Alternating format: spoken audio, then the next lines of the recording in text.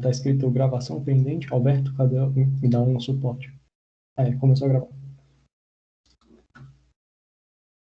Bom, só refalando, né, o que eu estava comentando aqui agora. Essa vai ser a continuação da primeira aula de geometria. A gente vai falar desses dois algoritmos, o caso convexo e a linha de varredura. A gente vai ver que a gente vai aplicar um pouco o que a gente tinha visto na primeira aula. E os exercícios já estão aqui no site. Mas, bom, começar logo para não perder tempo que nem foi na última aula. E de novo, né, a gente vai falar desses dois algoritmos.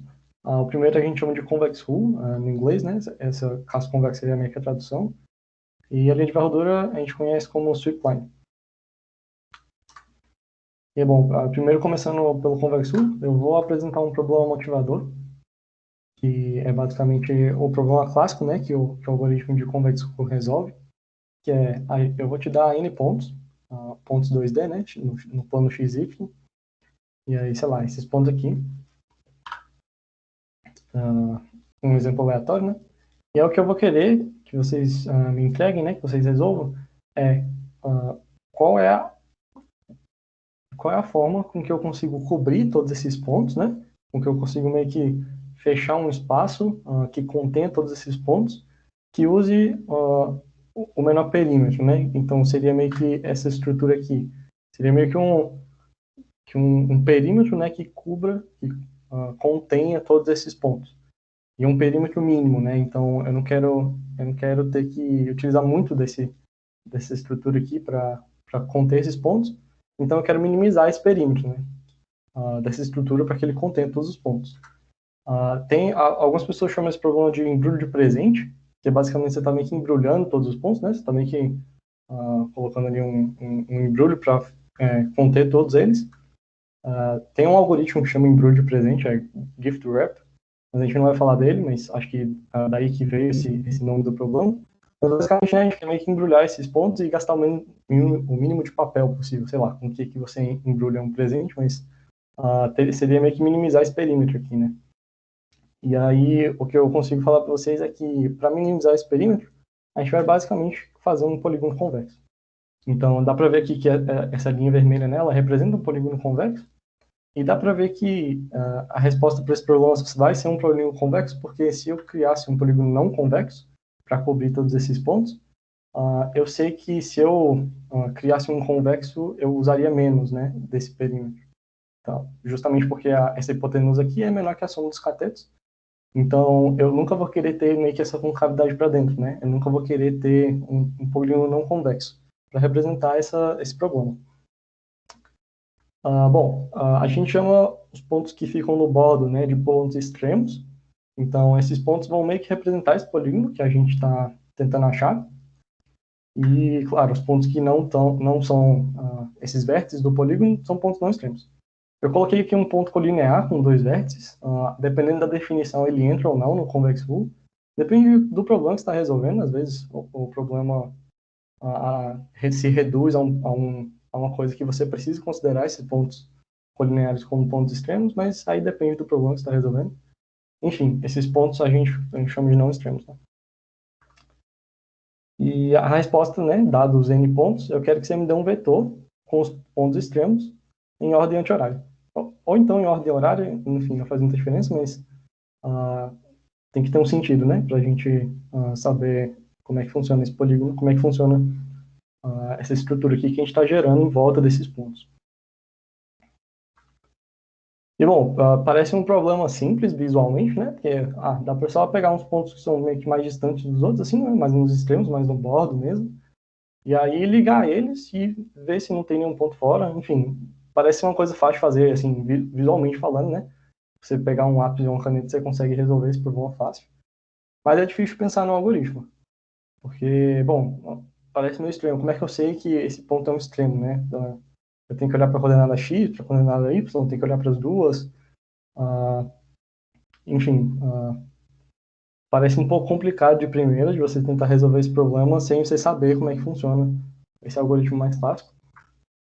E uma dica, né, que a gente vai utilizar mais pra frente, e claro, a gente vai utilizar o produto vetorial, porque como a gente tinha visto na última aula, é uma ótima operação para a gente conseguir se situar nesse espaço geométrico, né? A gente conseguir saber como é que um ponto está em relação ao outro. Enfim, essa operação vai ajudar bastante a gente aqui no problema do convexo. Vocês vão ver que o código vai ficar bem simples. E, bom, eu trouxe aqui algumas aplicações, né? Porque, às vezes, só olhando para o algoritmo parece um pouco específico demais, né? Meio que, eu estou tentando achar um polígono que contenha todos esses pontos, mas não parece muito aplicável, né? Em muitos problemas. Mas aí, bom, eu botei esse link aqui da Wikipedia e aqui tem tipo, vários locais de aplicação, né? Então, não só na geometria, mas em outras áreas, matemática, estatística, otimização combinatória. A gente vai ver uma representação um pouco mais para frente lá no slide, que é saindo dessa ideia de geometria e indo para a ideia de combinação linear. Vocês vão ver que, na verdade, o convexo, aquele polígono ali, aquela área daquele polígono, representa a combinação convexa dos vetores que aqueles pontos representam.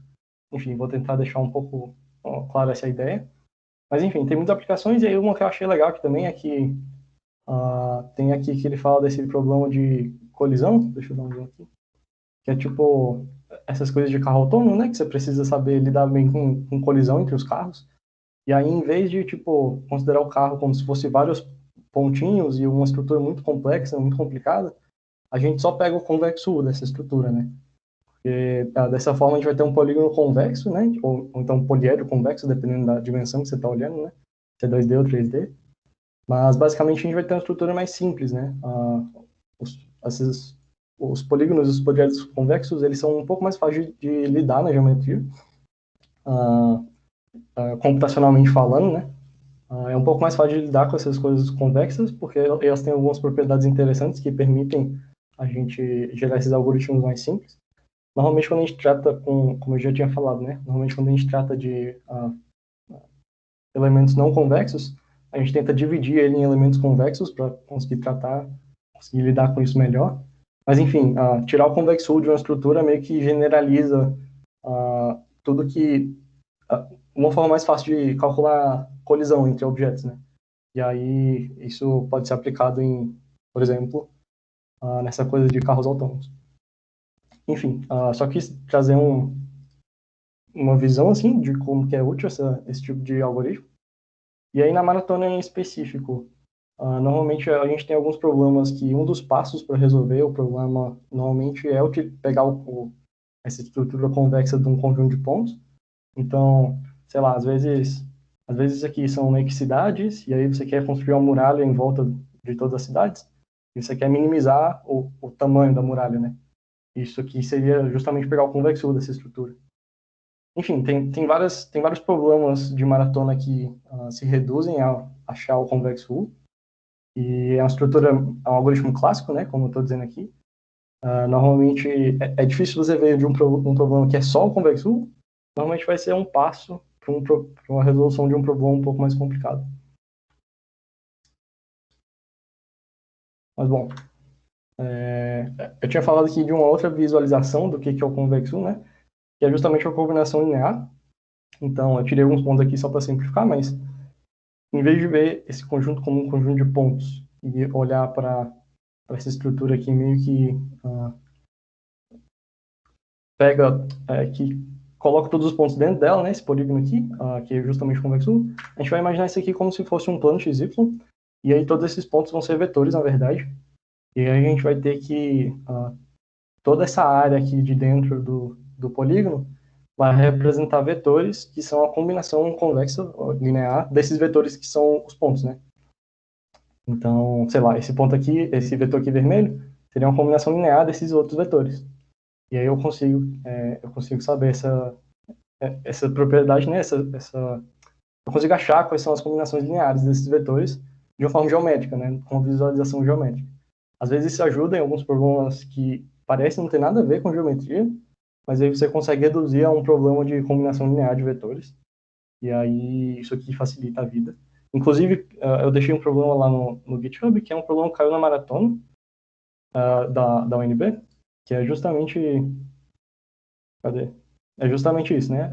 É um problema de otimização, e aí não tem nada a ver com geometria, ele fala de alguns coeficientes lá, e no final você vai usar a convex rule, tipo, você vai mudar totalmente o problema, vai virar um problema de geometria, e você vai usar a convex rule para resolver. Mas bom, eu não vou entrar muito no detalhe dessa forma de pensar no convex rule, né? Eu vou focar na forma geométrica mesmo, que eu acho que é um pouco mais fácil de visualizar. E bom, existem alguns algoritmos para a gente calcular o convex rule. Tem o Graham Scan, que eu acho que é o mais famoso, o principal, que a galera usa na maratona. Tem o algoritmo incremental, que é meio que você vai colocando pontos, e aí você vai ter sempre o convexo daqueles pontos que você colocou até agora. E aí, quando você inclui um novo ponto, você vai meio que considerar a mudança que esse ponto causa no convexo da estrutura. Então, por isso que a gente chama de algoritmo incremental, né?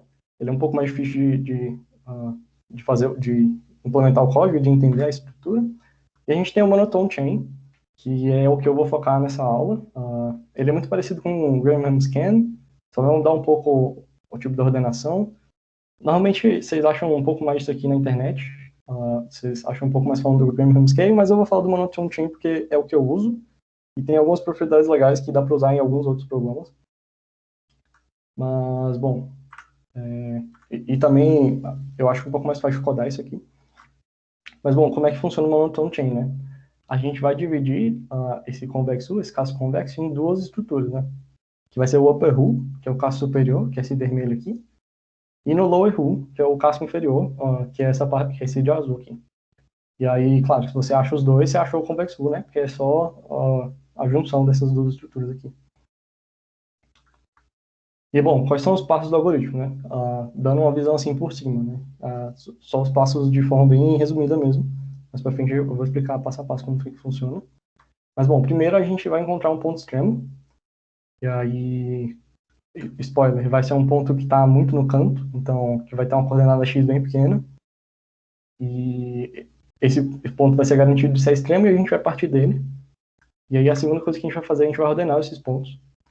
Essa eu acho que é a mudança principal em relação ao monotone chain, em comparado com aquele primeiro algoritmo que eu falei, que é o Graham Scale, que é basicamente a forma como a gente ordena, né? Lá no Graham Scan, a gente utiliza uma ordenação angular, que é um pouco mais difícil de implementar. Não é tão complicado, mas é um pouco mais. E aqui a gente vai usar uma ordenação lexicográfica dos pontos. É só ordenar pelas coordenadas mesmo, então é bem facinho de implementar.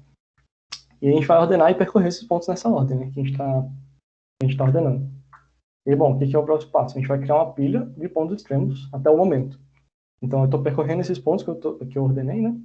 Estou percorrendo esses pontos e a cada momento que eu olho para um ponto, eu tenho uma pilha que me fala quais são os pontos extremos até então, né?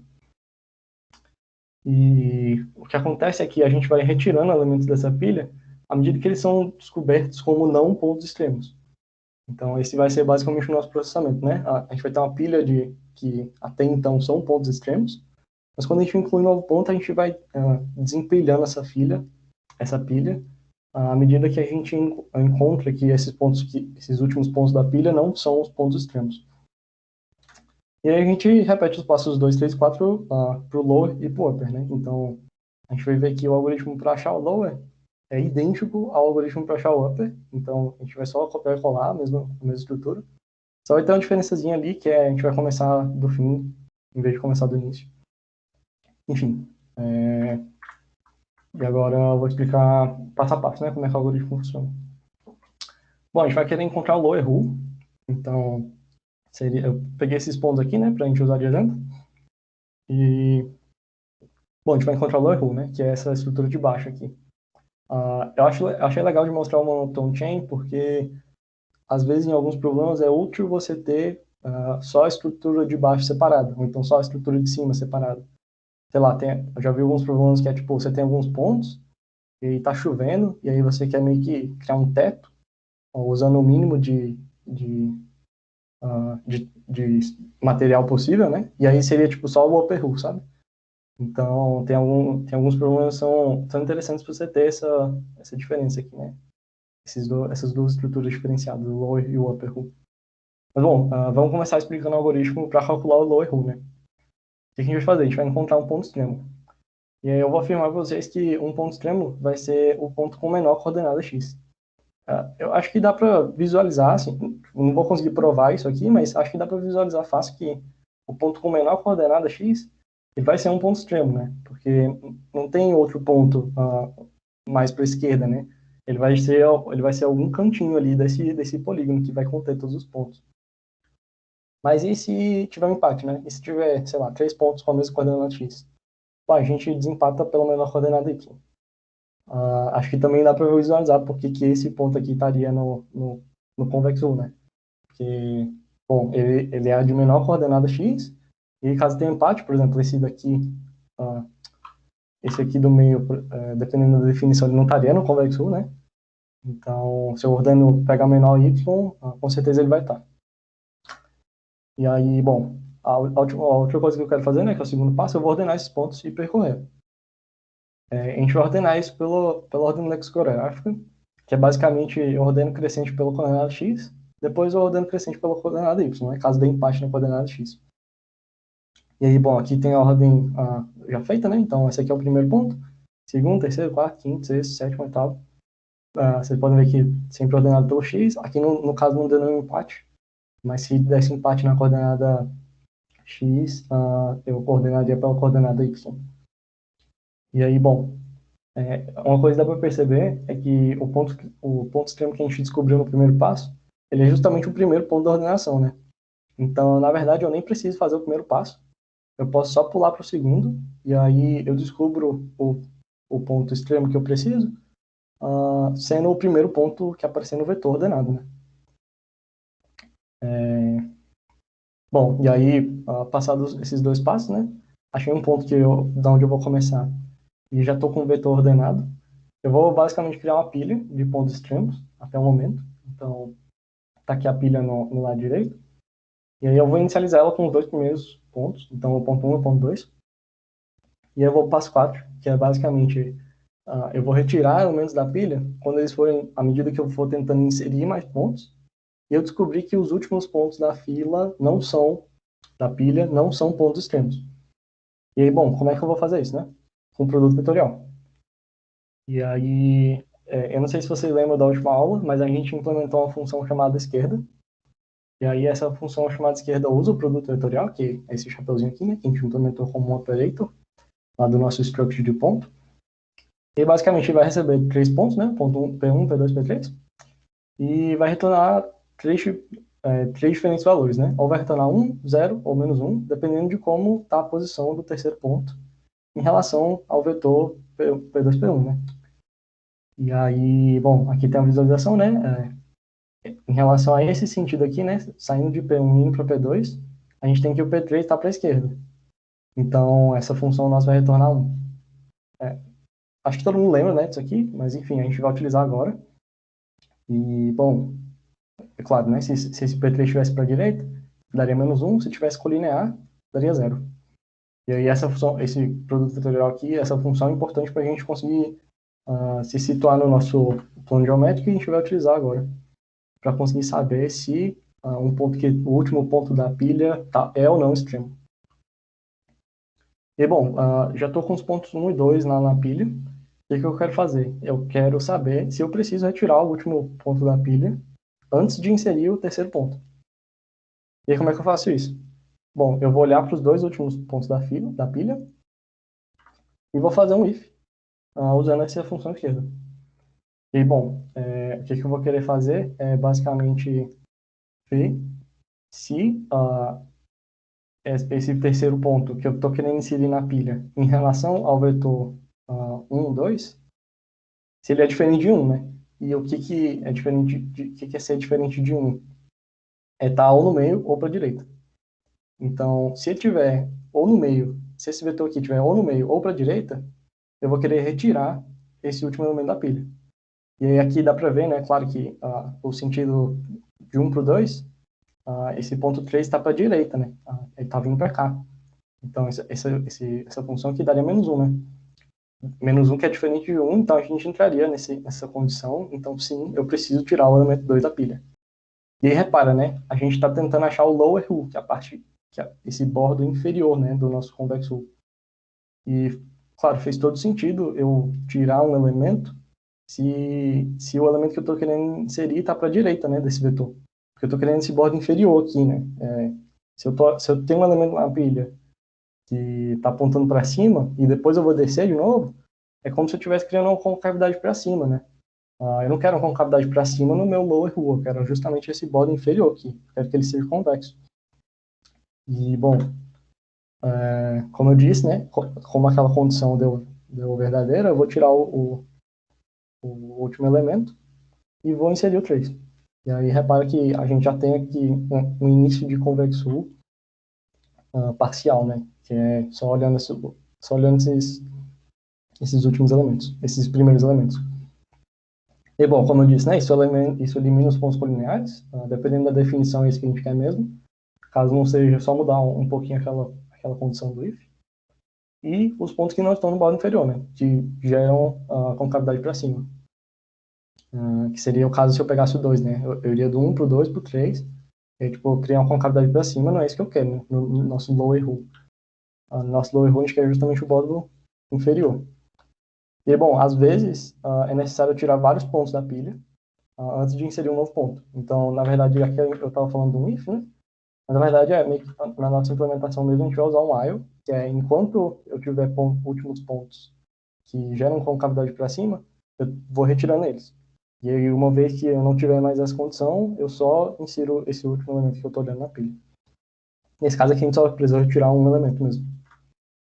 E, bom, continuando o algoritmo, né? Eu quero inserir o quarto ponto agora. Precisa tirar o último elemento da pilha, que é o terceiro? Se esse quarto ponto estiver para a direita, nesse sentido 1, 3, sim, eu preciso tirar.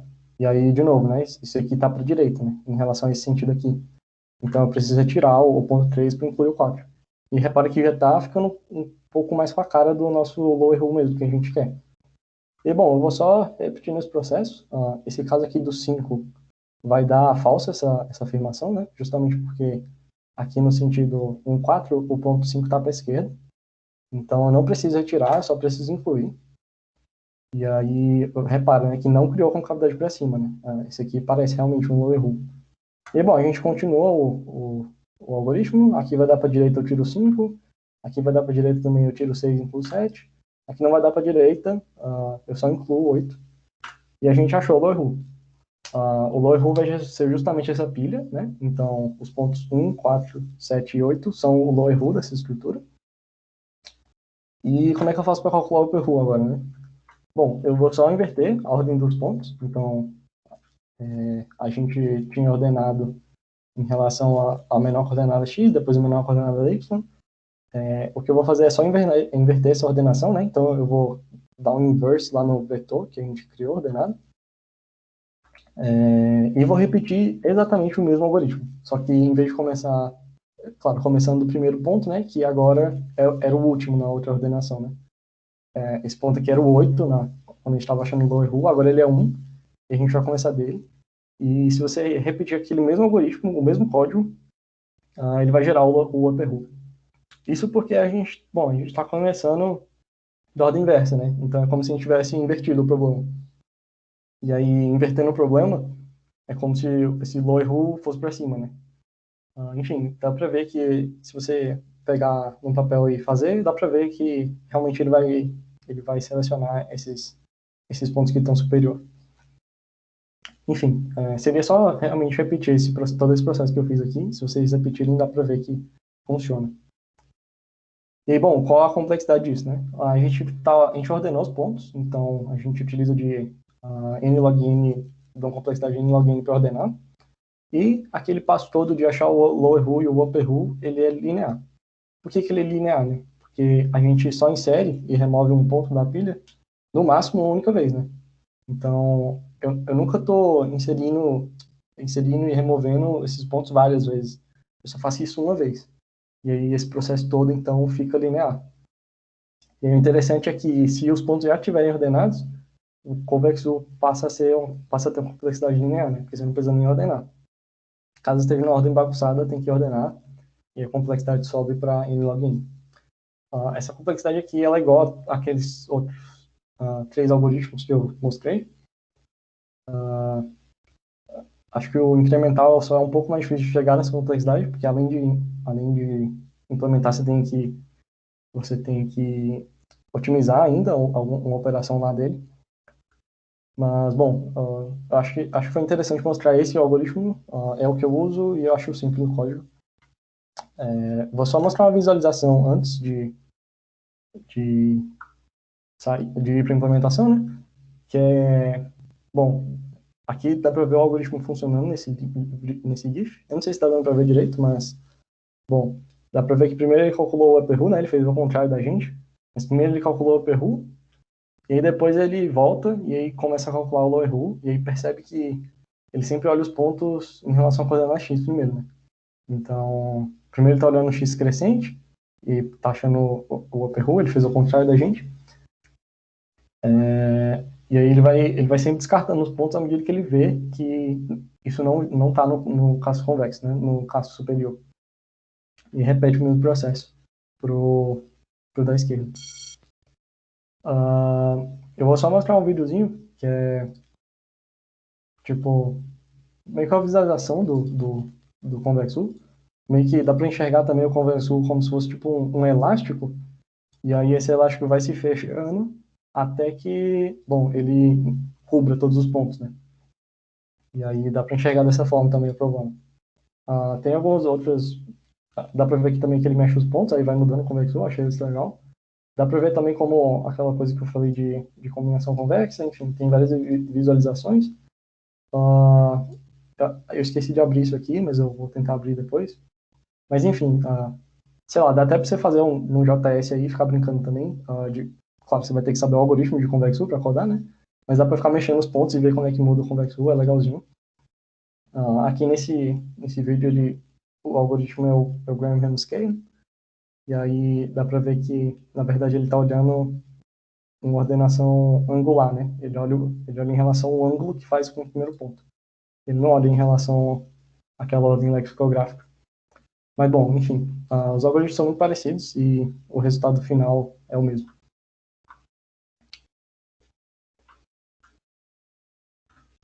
Alguém tem alguma dúvida em relação ao Convexu? A gente vai tentar implementar ele agora.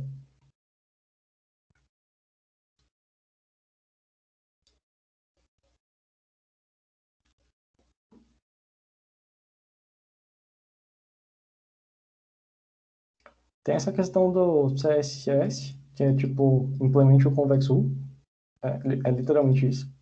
Nessa definição aqui ela é um pouco diferente, porque ela considera aqueles pontos colineares como se fossem, pontos do convexo, né?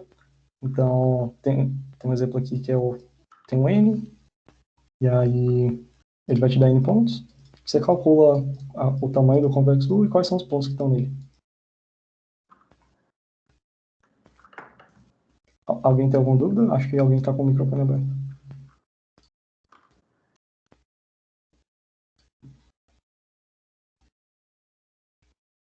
Bom, enfim, Ó,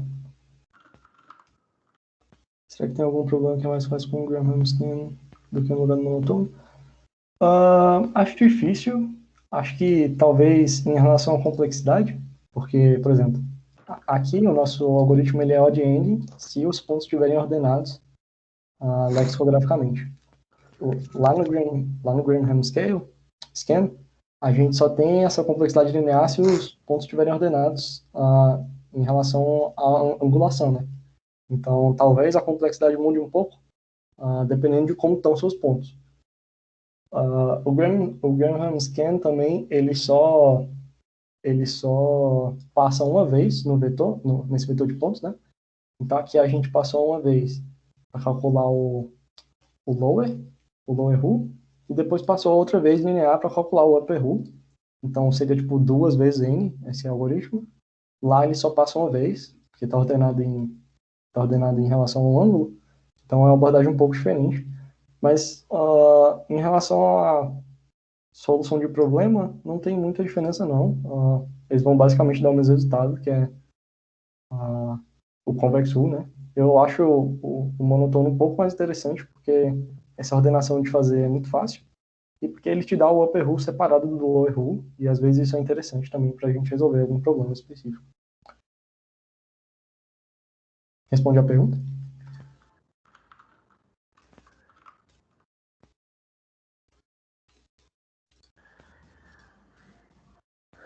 Top.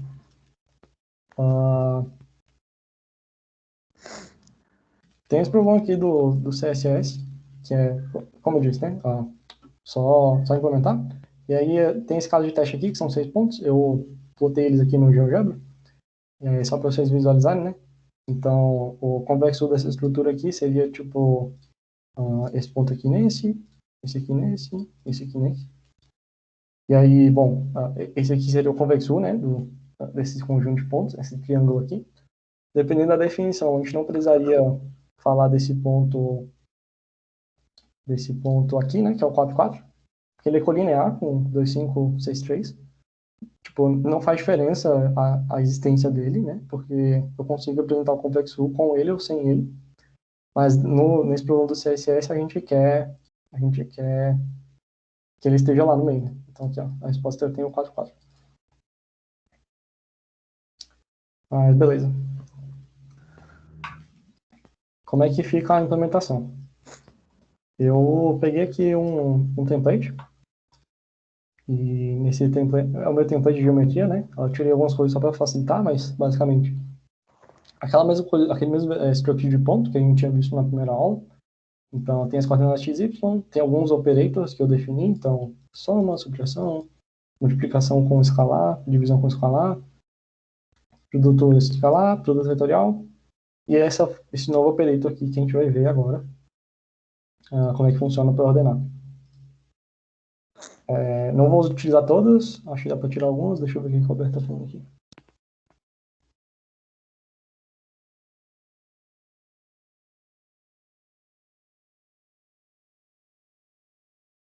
Legal. O Alberto falou uma coisa um pouco mais específica, que é que talvez dê para otimizar a ordenação, né, que a gente fez ali no, nesse monotone chain. E aí, claro, aqui eu vou só usar da função sort do C++, utilizando esse operator aqui, então seria tipo um quick sort, né, que seria o nlog. O Alberto fala que dependendo do tamanho das coisas, dá para fazer um radic sort ou um counting sort, e talvez isso fique mais rápido. A ordenação do Graham scan, ela é angular, né, então em relação ao ângulo, e aí a gente tem que usar produto escalar para fazer essa ordenação. É um pouco mais chato. Vocês podem ver aqui que a função de ordenar lexicograficamente tem 2 linhas, então acho que isso aqui facilita um pouco também em relação ao código. Mas bom, bora lá. Primeiro eu vou falar desse operator aqui, que é o operator de menor. E, bom, ele vai comparar se um ponto é menor que o outro, né? Então, toda essa coisa que está aqui dentro é basicamente, olha, como é que eu comparo se um ponto é menor que o outro? E aí isso vai dependendo da sua definição, né?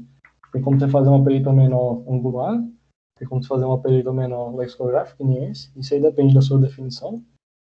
Mas, bom, uma coisa muito interessante desse operator em específico é que todas as estruturas do C++ utilizam ela para fazer algum tipo de ordenação. Então, por exemplo, se eu precisar usar o sort, então, sei lá, eu vou definir um vector de pontos, e aí eu quero dar um sort, né, nesse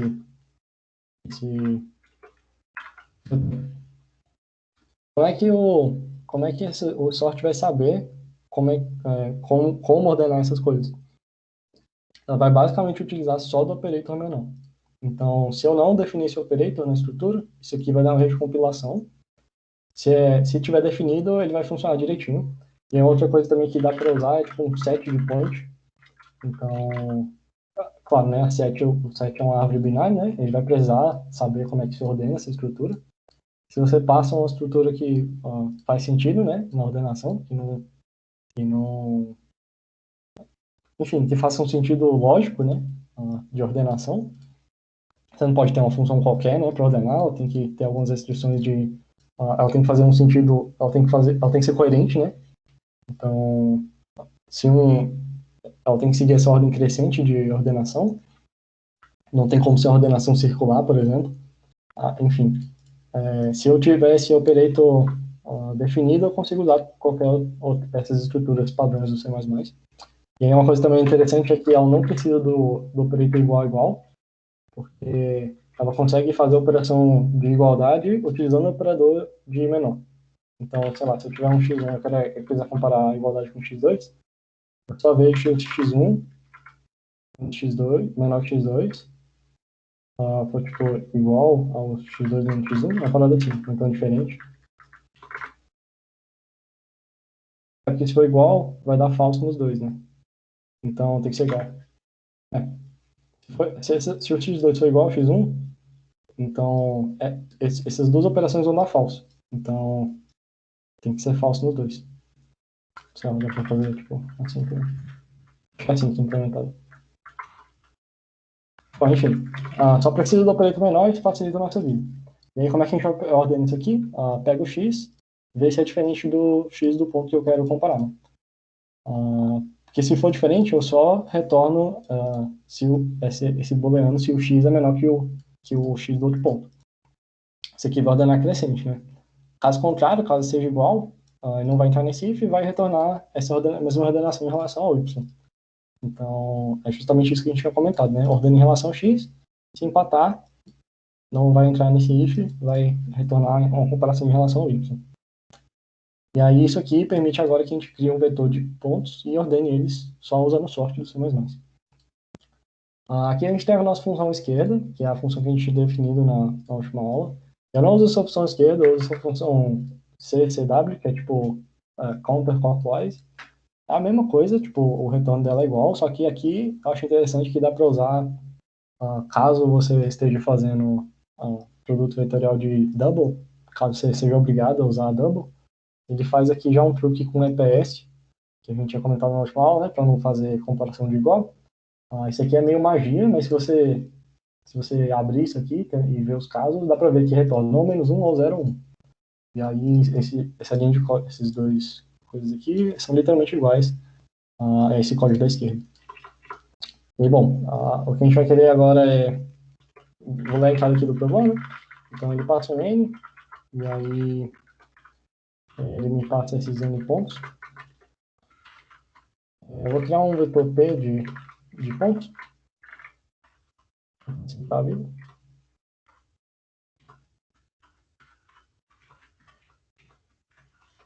Vector p de pontos. Eu chamo isso de VP no meu template, enfim, eu vou escrever vector de pontos. E aí, você vai comigo. E aí, o que eu vou querer fazer é basicamente ter uma função chamada convector, vai receber esse vetor de pontos e vai me retornar um vetor de pontos também. Esse é chamado TH, que é basicamente os pontos do convector, né? Aí, uma vez que eu tenho os pontos do convector, eu posso só mostrar o tamanho, que é o que ele pede lá no problema, e mostrar todos os pontos.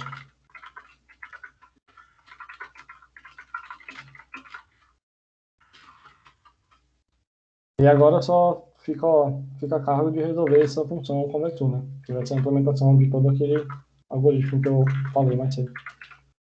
Esse aqui vai retornar um vector de pontos.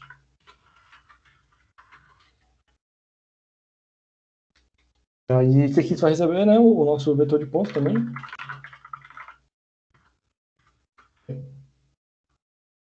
Qual a primeira coisa que eu preciso fazer? Eu preciso ordenar esse vetor, né? Deixa eu ver aqui.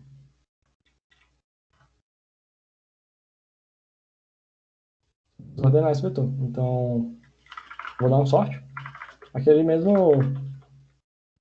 sort que a gente usa em vetor normal, que agora, claro, a gente tem o nosso operator definido. E eu vou criar dois vetores de ponto. Vai ser o nosso lower rule e o upper rule. Então, HLU. E aí, no final, claro, a gente vai querer retornar o convector inteiro, a gente vai dar um merge nesses dois vetores. Caso você precise dos dois separadamente, a gente, sei lá, pode retornar os dois, dependendo do problema. Mas, bom, o que a gente vai querer fazer agora, né? Os pontos estão ordenados. Então, Eu vou basicamente percorrer.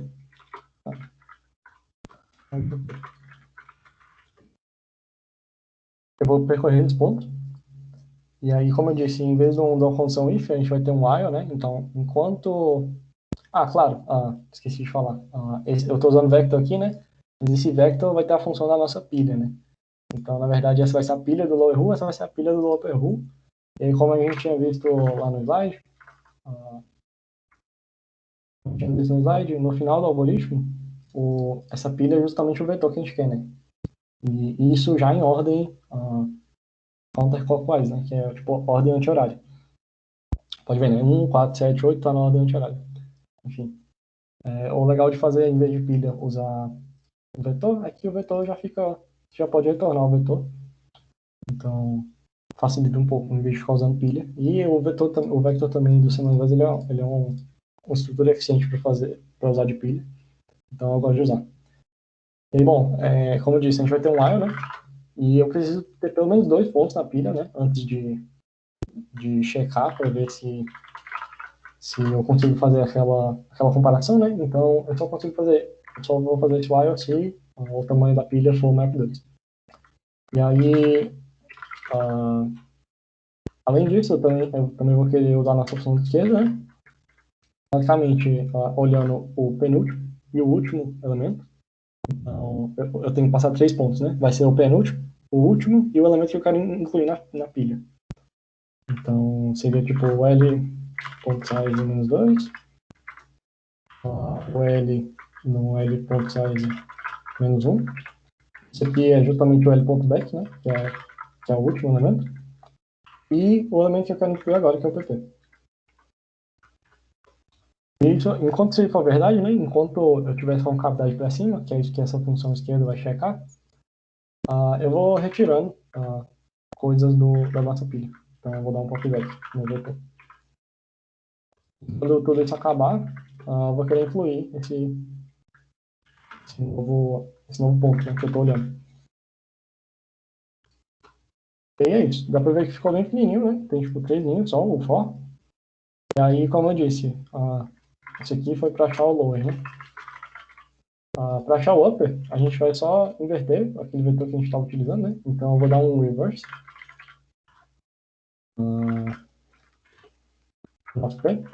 E eu vou copiar e colar o mesmo algoritmo. Só que, claro, né? Agora, em vez de usar a pilha do L, eu vou usar a pilha do U, que é do upper who.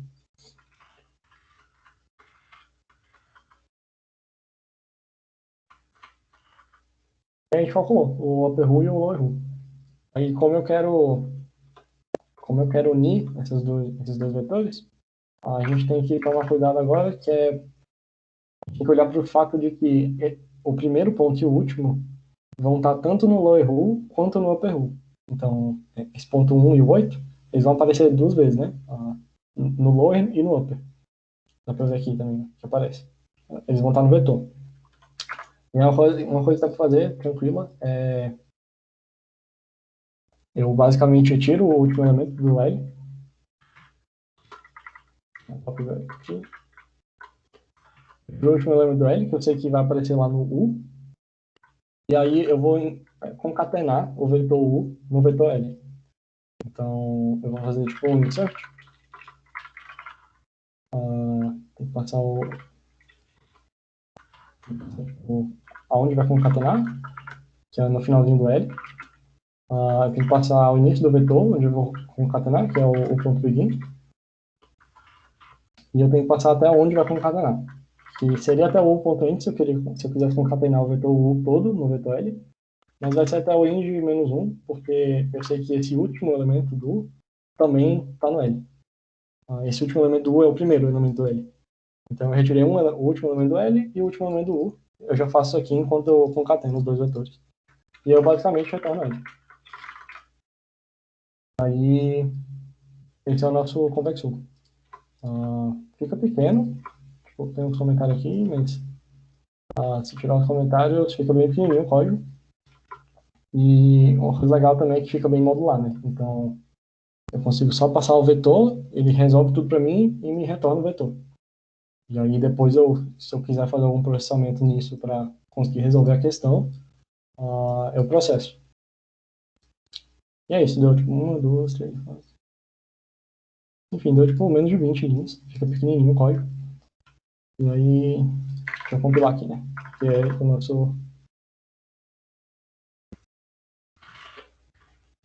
nossa entrada já está funcionando.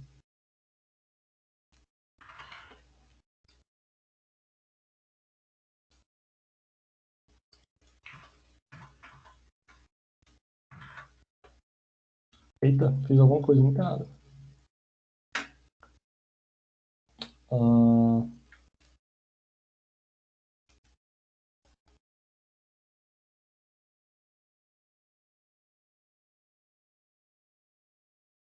ele precisa ter pelo menos dois. É porque assim, eu estou olhando 3 pontos, né? Mas o terceiro ponto, ele é o ponto que eu estou iterando aqui, né? Então o terceiro ponto eu não incluí na pilha ainda. Ainda estou checando para ver se ele vai ser incluído. Aí eu preciso que a pilha tenha tamanho só 2. Ah, eu nem fiz a comparação aqui, né? Muito obrigado, Maxwell. Ah, Cara, eu preciso comparar o resultado da esquerda, né? Eu só joguei aqui e tal. Sei lá, tava tendo um resultado inesperado aqui. Mas bom, eu preciso checar se isso aqui é igual a 1, né? É... Aqui, vou abrir aqui o slide. Aqui a gente tinha feito diferente de 1. Na verdade, aqui vai ser igual a menos 1. Por que igual a menos 1? Bom, aqui a gente tinha feito diferente de 1, né? Então, tem que ser diferente de esquerda. Não pode estar para a esquerda, esse vetor. Isso aqui retirava pontos colineares, né? Aqui a gente não quer que tire pontos colineares, né? Como eu tinha mostrado, o 4, 4 está aqui na resposta. Então, se for zero, se isso aqui der zero, eu não quero retirar o nosso ponto. Então, antes a gente estava retirando se fosse menos 1 ou zero. Agora a gente está retirando só se for menos 1, que está para a direita, né? Se tiver para a direita, eu quero retirar. Agora funciona. Agora parece estar funcionando.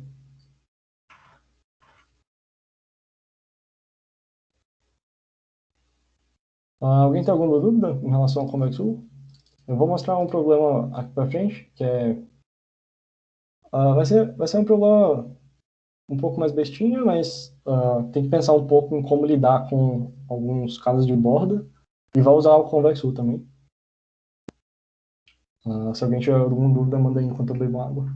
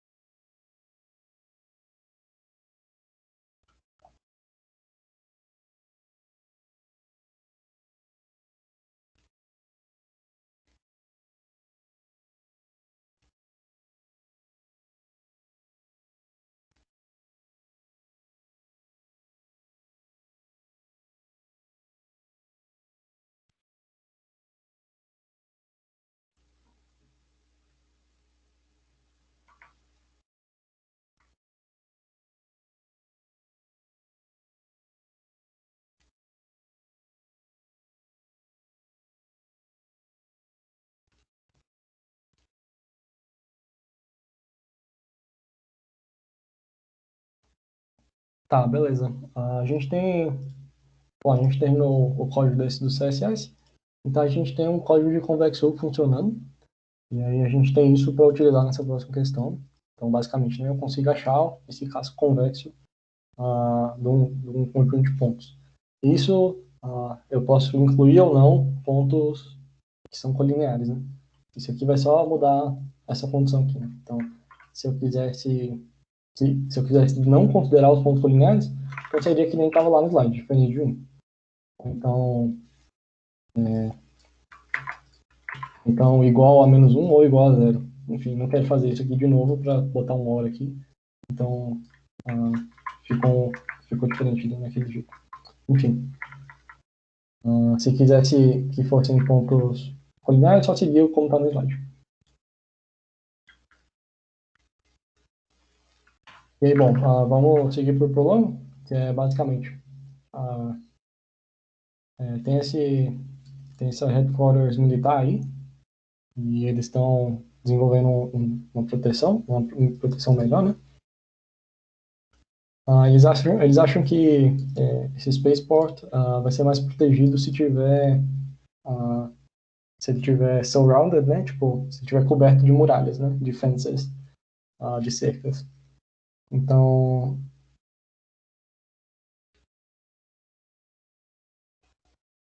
eles vão ter, tipo, cercas, e aí eles querem maximizar meio que a quantidade de cercas, resumindo o problema, né? Eles querem maximizar a quantidade de cercas que tem uma dentro da outra, né? Então, eles vão te dar vários pontos, que são pontos meio que eles chamam de fence poles, né? Que é tipo, onde ele consegue meio que ligar uma cerca dessa na outra. E aí ele quer saber quantas cercas dessa ele consegue fazer uma dentro da outra. Acho que se eu desenhar fica mais fácil. Sei lá, eu tenho vários pontos.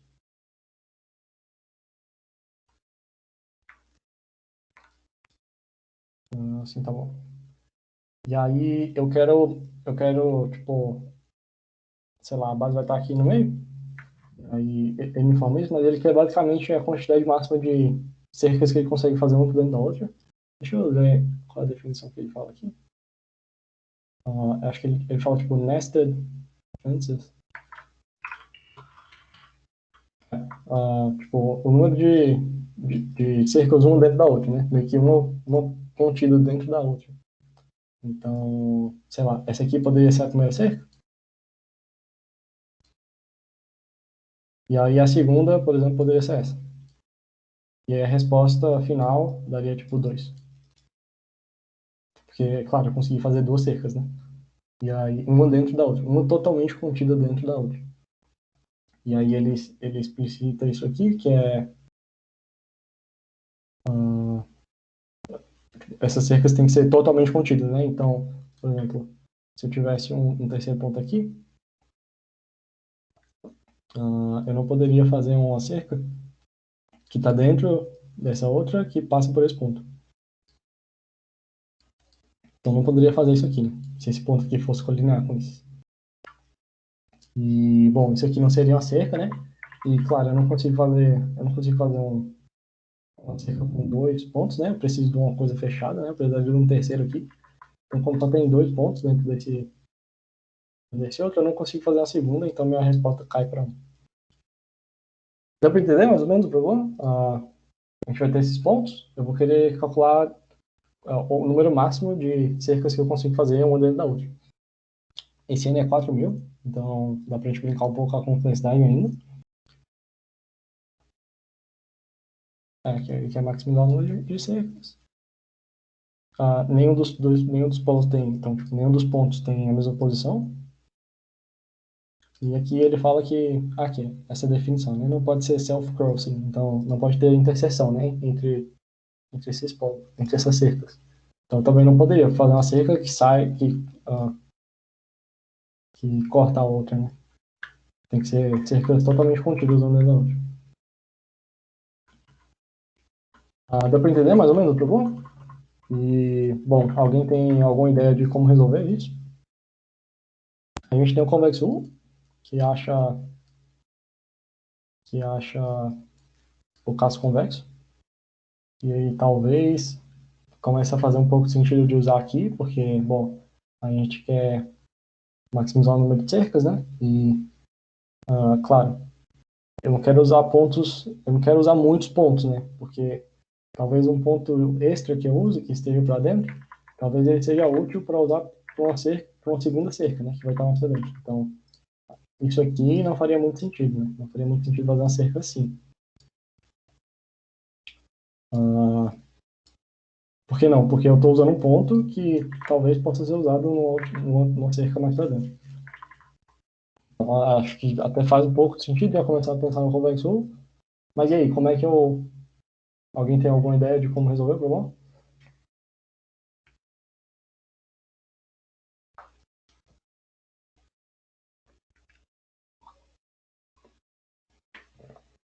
Exatamente. Eu posso ficar fazendo convexos. Então, por exemplo, vou aumentar um pouco o exemplo aqui. Aumentar um ponto aqui.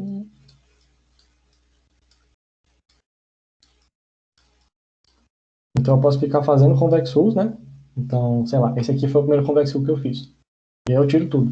Eu tiro todos os pontos do convex rule.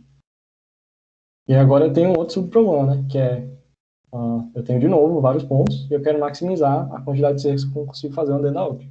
Então, de novo, eu pego o convex rule e elimino os pontos do convex rule. E aí, claro, isso vai sempre gerando subproblemas. E uma hora eu não consigo mais fazer cerca, né? E aí, uma hora eu não consigo mais incrementar minha resposta. Enquanto tiver dois ou mais pontos livres, calculo o convex rule e marco os pontos usados. É a mesma ideia, né? Que o Pablo comentou. Então, essa solução está certa, mas se vocês codarem sem muito cuidado, ela vai dar errado. Ela vai dar WA. E é muito difícil de achar o caso, né, que dá WA. Você tem que pensar bastante em casos de borda. E isso é uma coisa comum em geometria, que é basicamente você pensa no algoritmo, excluindo todos os casos de borda, né? Então pensa no algoritmo de forma mais geral possível. E aí uma vez que esse algoritmo funciona, então como é que vocês falarem, né? Eu vou pegar os convex rules, vou retirando e vou fazendo esse processo recursivamente. Você consegue pensar nessa solução, e aí depois que você pensa nessa solução, que é mais simples, né? Você pensa em como lidar com os casos de borda. E alguém consegue pensar num caso de borda? Que, por exemplo, que nem o Maxwell falou, né? A condição dele seria, tipo, enquanto eu tenho mais de 2 pontos, então enquanto o size for maior ou igual a 2, maior que 2, né? Eu vou fazer essa condição, né? Que é pegar o convexo e retirar os pontos. Exatamente, como o Rodrigo falou, né? E se os pontos forem colineares? Então, sei lá, se eu tiver 4 pontos colineares, isso aqui são quatro pontos, né? Vai dar 4 esse size aqui, que é maior que 2. E aí, não tem convexo disso aqui, né? Não existe convexo de 4 pontos colineares. Então, eu não consigo gerar uma cerca com área positiva, né? Disso aqui. Isso aqui não é um polígono. Isso aqui é um polígono degenerado, né? Não caberia no nosso problema. Então, esse aqui é o caso de borda, né? Esse aqui é o caso de borda que você precisa pensar, e se você só codasse isso aqui, só essa condição aqui, provavelmente daria WA daria alguma coisa inesperada. Tem que ver o que acontece quando eu... Acho que ele só ia pegar esses 2 pontos aqui, os extremos, né? Que ele ia tirar os colineares. Enfim, ia acontecer alguma coisa que você não estava querendo que acontecesse, né? Que é justamente quando os pontos são colineares. Mas a solução é essa aqui mesmo. A gente só vai adicionar um if, que é if as coisas forem colineares, a gente trata. A gente trata de alguma forma.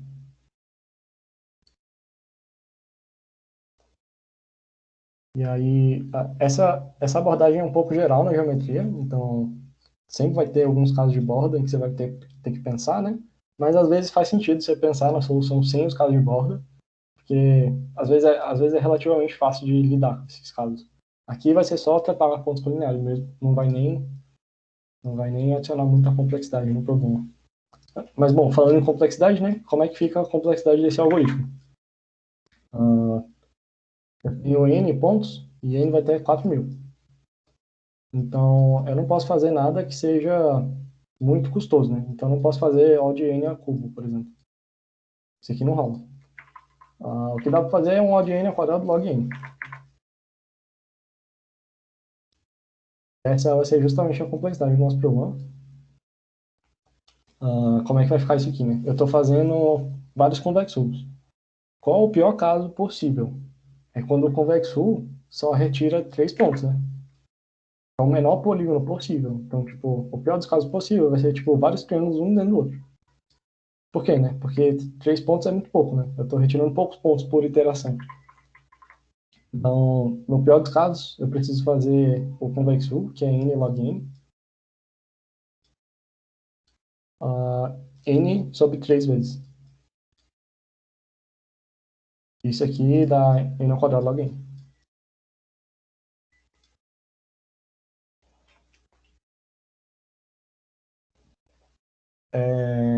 Bom, alguém tem alguma dúvida em relação à solução? Como está um pouco tarde, eu não vou codar, eu vou só mostrar o código. Acho que o código dá para entender o que está acontecendo.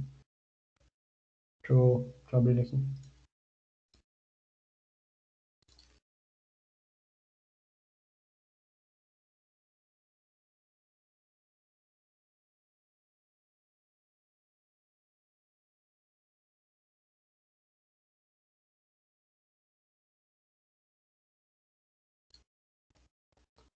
Bom, mesma coisa aqui, né? Aqui eu usei do meu template, né? Então eu usei o counterclockwise, mas é a mesma coisa. Aqui repara que eu usei o igual a 1, porque, claro, faltou falar desse caso de borda também, né? Se você usa o convexo que deixa pontos colineares, você não vai retirar o ponto colinear, né? Depois. E aí pode ser que você queira formar um ponto, uma cerca dentro do polígono que tem um vértice que está com interseção, né? Ao polígono anterior. Então, esse caso aqui que eu tinha citado, aqui vai ter um ponto linear, né? E sei lá, vou ter dois aqui dentro. Se eu pegar o primeiro convexo, se eu não retirar esse ponto, que está colinear com esse, pode ser que eu venha usar ele mais para frente, né? E eu não posso. Que significaria que eu criei uma cerca com interseção. Então, nesse problema em específico, faz sentido eu considerar os pontos colineares no convexo. Então, por isso que eu usei um igual a 1 aqui. E aí, bom, o código é esse aqui, essa main aqui. Eu li os pontos. Enquanto esse aqui for maior ou igual a 3, né? Aquela mesma coisa que o Maxwell falou, só ele falou maior que 2, né? Enquanto esse aqui for maior que 2, eu vou tratar o fato de ser colinear. Então, vão ser nessas 5 linhas aqui. E aqui eu vou fazer aquele processo, né? Eu vou basicamente, para retirar os pontos do convexo, é um pouco chato, né? Porque você tem um vetor, e aí você vai ter um outro vetor, que é o de convexo, e você vai querer a diferença entre os vetores. Sei lá, deve ter algumas funções do C++ para fazer isso, a diferença de vetores, mas aqui eu faço com set mesmo. Eu pego o set que são todos os pontos, e eu pego o convexo, e aí eu itero pelo convexo e apago todos os pontos no set que estão no convexo. E aí no final eu só jogo esse set no vetor P, que é o próprio vetor que a gente está usando na interação, né, no while. E incrementa a resposta. Porque, claro, se eu conseguir tirar uma cerca, então incrementa a resposta. E aí aqui, essa parte eu lido com o fato de ser colinear, né? Bom, como o convexo ele é n log n, não tem problema eu fazer um passo linear para tratar essa coisa do colinear, né? Isso aqui não vai aumentar a nossa complexidade, né? Eu já estou fazendo uma coisa n log n aqui, eu vou só somar uma coisa linear. Então, isso aqui é bem tranquilo de fazer. E aí, o que eu faço é, basicamente, eu verifico se todos os pontos têm esse counterclockwise, né? Essa esquerda igual a zero, né? Nesse caso aqui eu fiz o contrário, né? Eu tenho um booleano que fala que é colinear. Se eu achar um ponto que não é colinear, eu falo que os pontos não são colineares, então posso aplicar o convexo. Caso contrário, eu dou um break, que eu não posso mais fazer nada, né? Eu só tenho ponto colinear e mostro a resposta. É isso aí, a solução.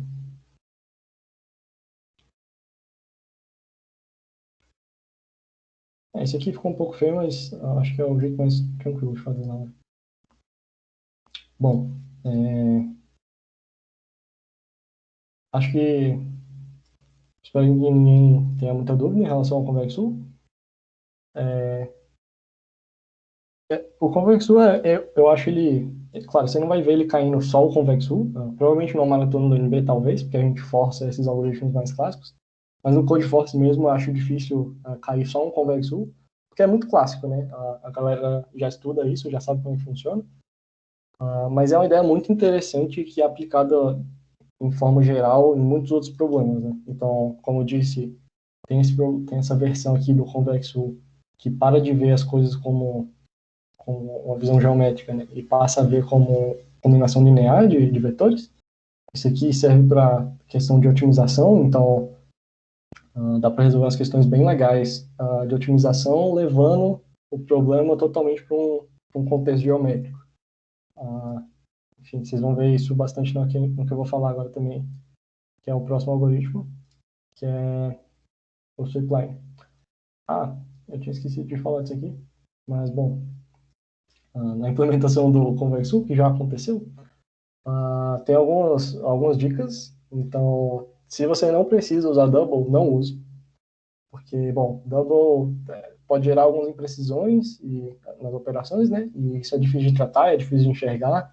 Às vezes você vai tomar um W por precisão, não vai nem saber onde é que está acontecendo, sem precisão. E as operações com double são mais lentas também. Isso é uma regra geral para todo problema de geometria. Faz muito sentido você tratar as coisas como inteiro, em vez de usar double. Aqui no template, o meu código é long long, então se você e todas as operações que ocorrem aqui no Convexul, né, é principalmente essa esquerda. Essa esquerda é só um produto vetorial. E o produto vetorial a gente consegue fazer com operações que não utilizam, que não levam isso para o domínio dos reais. Enfim, se você não precisa usar, não use. Pode dar uma dor de cabeça. Se você é obrigado, aí você tem que saber lidar com imprecisão. Mas bom, agora a gente vai falar de sweepline, que é um segundo algoritmo de geometria, que acho que é mais usado até que o convex rule, que dá para aplicar ele em outros problemas de ordenação que não são necessariamente coisas de geometria. Mas bom, qual é a ideia principal, né? Eu vou dar um problema aqui para vocês que é um problema muito complicado. E eu já tinha mostrado esse problema na aula de segtree, quando eu falei de segtree lazy. Bom, quem não viu a aula de segtree ainda não tem problema, eu vou abstrair bastante a ideia da segtree. Mas bom, agora a gente vai ver esse problema na visão geométrica, né? Como é que a gente aborda esse problema, que é a de união de retângulos utilizando geometria, que é a parte que eu tinha abstraído na última aula. Mas bom, esse problema caiu na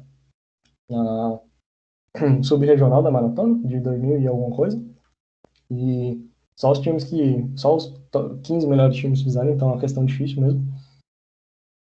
E a questão é, basicamente, ele vai te dar vários retângulos, você quer a área da união dos retângulos. Então, basicamente, né, eu vou querer essa área que está em azul aqui, e eu não vou querer considerar duas vezes uma área que tem interseção por dois retângulos. Essa é a ideia da união, né? Como se eu unisse esses retângulos numa só figura, e eu quero a área total dessa figura que está em azul. E aí parece complicado o problema, porque tenta pensar de uma forma computacional, né? Como é que eu vejo se tá tendo interseção ou não? Tipo, e se tiver tendo muita interseção entre vários retângulos, será que eu vou ter que precisar fazer uma coisa de inclusão, exclusão? Tipo, começa a ficar um pouco complicado se você pensa nessa forma computacional de fazer esse problema. Só achar a interseção entre todos esses retângulos já é meio complicadinho, né? Porque eu teria que fazer uma busca quadrática, né? Meio que de um retângulo para todos os outros retângulos. Isso já fica pior do que a nossa abordagem do sweepline, que a gente vai ver. Bom, a ideia, né, é basicamente, linha de varredura, né, sweepline, a gente vai varrer uma reta no nosso espaço. E à medida que a gente for varrendo essa reta no espaço, a gente vai resolvendo o nosso problema. A gente não vai literalmente transladar essa reta em relação a uma coisa, a gente vai só passar ela por eventos, que a gente chama, né? Esses eventos são locais onde a estrutura muda do problema, né? Então, aqui nos eventos ocorrem mudanças. Para esse problema em específico, né? Essa ideia de eventos, ela é geral do sweepline. Eu trouxe esse problema aqui para exemplificar, então toda vez que eu estiver falando de algo específico do problema, vai ter esse para o problema específico. Então, basicamente, né, os eventos são ou os inícios ou os fins dos retângulos, né, que é quando alguma coisa vai mudar no nosso problema, em relação a essa linha. Então, bom, também para esse problema específico, nessa reta eu vou manter a interseção com os retângulos, com a estrutura dos retângulos. Então, por exemplo, aqui entrou nesse evento, começou a ter uma interseção, que é essa coisa laranja, com um dos retângulos, né? E aí é aqui que entra a segtree, né? A segtree vai ser meio que essa linha que a gente está percorrendo. Ela vai fazer esse trabalho de armazenar de forma muito eficiente quais pedaços dessa linha estão tendo interseção com esses retângulos. Enfim, não vai precisar muito saber disso aqui. Estou tentando só passar a ideia principal do sweepline, né? E, bom, além dos eventos, a gente também tem as transições, né? Que é quando a gente sai de um evento para o outro. Então, na transição não ocorre mudança, né? Então, não ocorre mudança entre os eventos, né? As mudanças ocorrem nos eventos. Então, por exemplo, à medida que essa reta for percorrendo aqui, esses dois eventos, essa estrutura da reta, da linha, nunca vai mudar, né? Então, vai ser sempre essa mesma área que está, essa mesma seção que vai estar tendo interseção com esse retângulo, né? Até chegar num próximo evento. E aí, para esse problema específico, né? Como a gente quer calcular a área, toda vez que a gente fizer uma transição, a gente vai somar na área o, o tamanho da seção, né? Que está tendo interseção, com o quanto a gente transladou essa reta. E aí isso sempre vai estar dando a área para a gente. Enfim, uma coisa que a gente tem que fazer também, quando a gente chega no evento, claro, né, a gente já tinha feito aqui atrás, que é atualizar essa reta. Então antes não tinha interseção nenhuma, agora passou a ter essa interseção aqui, laranja, e quando a gente mudar para o próximo evento, que é o início desse retângulo vertical aqui, a gente vai ter que atualizar essa reta, né, essa seção. Então a gente vai ter que adicionar, né, essa interseção com esse retângulo maior. E aí isso a gente vai fazer com o SegTree também, claro, né? Que seria a operação de update da SegTree. Para achar a seção, seria a operação de query da SegTree, para atualizar a operação de update. Mas, bom, enfim, aqui a gente segue com o algoritmo, né? Então, pode ver que ele sai do início desse e chega no fim desse. No fim desse e chega no início desse. E repara que, apesar de em alguns eventos não ocorrer mudança no tamanho da seção, ocorre uma mudança importante que eu estou, por exemplo, né, nesse evento aqui, né, ele iniciou esse retângulo aqui, que é esse retângulo horizontal aqui. Eu tenho que adicionar essa componente nessa reta. Eu tenho que saber que esse retângulo existe aqui, que está tendo essa interseção. Porque mesmo que essa interseção já tenha sido contada no retângulo maior, quando eu chegar nesse evento, que eu preciso retirar esse retângulo, eu ainda vou ter essa componente menorzinha aqui, né? Então, aqui, por exemplo, eu retirei essa interseção do retângulo maior, mas essa pequenininha continuou, né? Justamente porque eu tinha considerado lá no evento. Então, essa é a ideia de ter eventos, né? É justamente onde eu preciso fazer alterações para que o nosso programa continue funcionando. E aí, repara que é basicamente tipo uma linha passando pelo programa, né? E aí, a todo momento, ela tem essa informação de onde ela está tendo interseção, né? Com os retângulos. Essa é a ideia do sweepline. É justamente ter uma reta, né? Você vai passando pelo problema, a gente vai meio que varrer esse problema. E aí, como a gente só precisa olhar de evento em evento e fazer mudanças de evento em evento, a gente consegue calcular de forma eficiente o que a gente quer no problema. Não necessariamente a área de retângulos, mas vocês vão ver que existem vários outros problemas que a gente consegue resolver com essa abordagem de varrer uma reta. Mas, bom, nesse problema aqui em específico, claro, a gente tem duas vezes N eventos, né? Então, claro, cada retângulo ele se inicia e acaba uma hora. Então, se eu tenho N retângulos, duas vezes N eventos. E com a nossa transição, né, que é tipo calcular a quantidade de seção que está tendo interseção e atualizar, né, e incluir uma nova seção lá na nossa reta. Com a SegTree a gente faz isso em log_n. Por isso que essa estrutura é necessária para resolver esse problema específico de forma eficiente. E aí, claro, se cada transição é log_n e eu tenho duas vezes N eventos, nossa complexidade do algoritmo final fica em log_n, que é muito mais eficiente do que aquela abordagem que eu tinha falado, pelo menos de tentar olhar a interseção entre os retângulos, que seria n ao quadrado, mas até aquilo não ia funcionar direito, porque se tivesse vários retângulos com várias interseções, esse problema ficaria mais complicado. E com essa abordagem de varrer uma reta, né, pelo problema, tudo ficou mais fácil, né? Porque eu sei exatamente o que eu tenho que mudar em cada momento, né, que são os eventos. E eu sei exatamente o que eu tenho que calcular entre as transições, porque na transição nada acontece, tudo fica estável. Aquela seção fica estável. E aí tem aqui um outro algoritmo que ele calcula só um exemplo, né? Só uma visualização legal. Ele calcula o diagrama de Voronoi, que é uma coisa muito mais específica de geometria. Mas, bom, dá para ver pelo menos que a linha varrendo, né? E o algoritmo sendo, essa estrutura sendo formada. E, bom, não é só naquele problema de interseção de retângulos que dá para usar sweepline, né? tem diversos outros problemas. Esse aqui é um que eu achei na Wikipedia com um GIFzinho legal. Mas, bom, aquele exemplo que eu falei, ele é um stripline 2D, né? Então, a gente está varrendo uma estrutura que é bidimensional, é um problema bidimensional, né? Normalmente, esses problemas são mais difíceis de resolver, porque você precisa de uma estrutura um pouco complicada, como, por exemplo, aqui a gente utiliza a SegTree, então, a gente precisa utilizar de uma estrutura dessas, e também pensar, né, em como eu atualizo isso, quais são os eventos. Isso pode ser um pouco mais complicado, isso classifica esse tipo de questão como sendo as questões um pouco mais difíceis. Mas, bom, além do stripline 2D, a gente também tem algumas outras adaptações. Então, essa ideia também pode ser aplicada para problemas 1D. A gente vai resolver um problema que é tipo um stripline 1D, que é só de ordenação mesmo, mais para frente. E aí, sei lá, dá para pensar como se fosse tipo, um sweep point. Esse nome não existe, inventei aqui agora, mas é como se você varresse um ponto, né, no plano unidimensional. E aí dá para resolver alguns problemas de interseção de segmentos, ou então interseção de horários, enfim.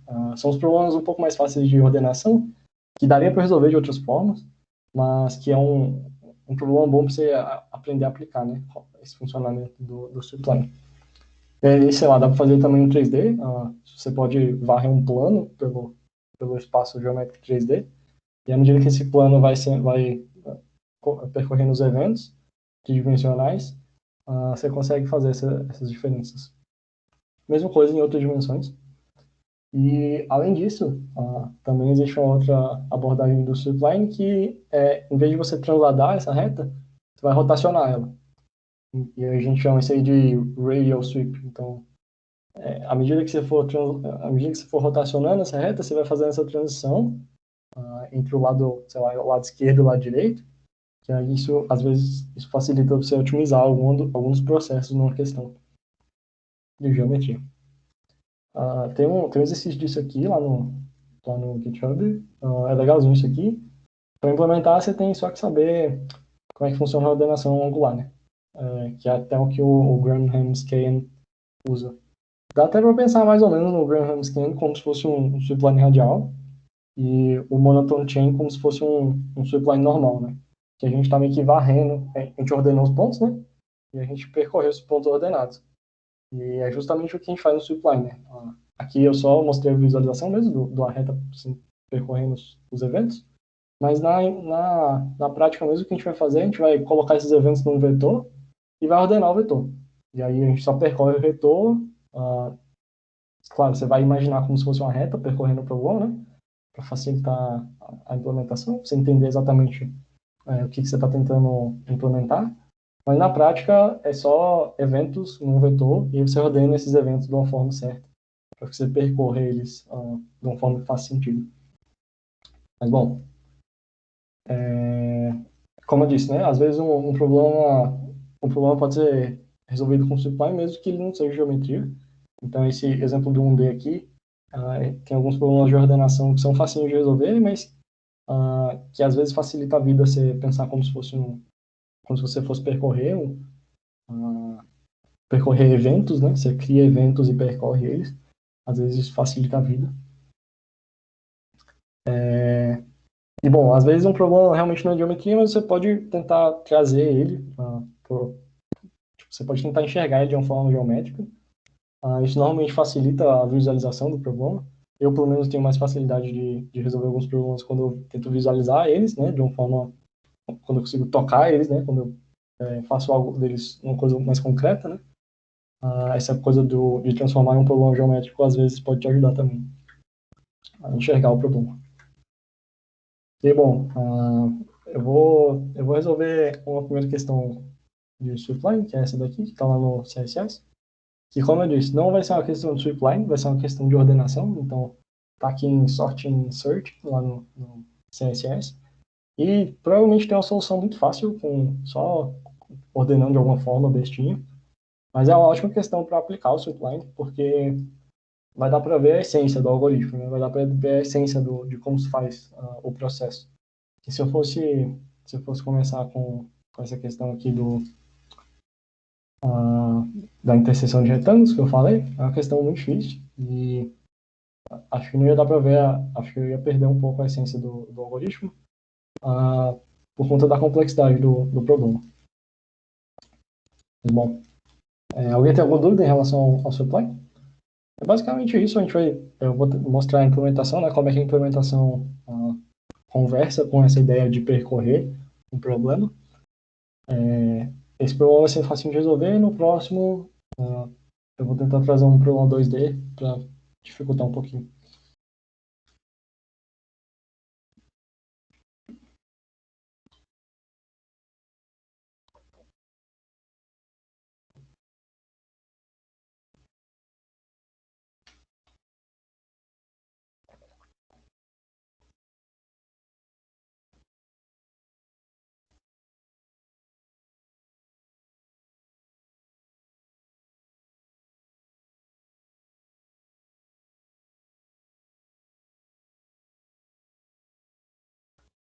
Bom, já que ninguém tem nenhuma dúvida, eu vou ler aqui o problema. Ele é bem facinho mesmo, tem 2 linhas aqui. Bom, basicamente, ele vai te dar o tempo em que os clientes, os clientes do restaurante, eles chegam e saem do restaurante. Então, o arrival e o leaving time de N clientes, né? E você tem que me falar qual foi o máximo número de clientes que estavam no restaurante ao mesmo tempo. Então, dá para mais ou menos imaginar. Não, né? A entrada mesmo, né? A entrada ele te dá cada cliente. Seria tipo um A e um B, que é o tempo de entrada e o tempo de saída. Dá para imaginar isso como se fosse um segmentozinho um D. E aí você precisa achar você precisa achar qual foi o máximo número de interseções entre esses segmentos. Então, dá até para pegar esse exemplo aqui.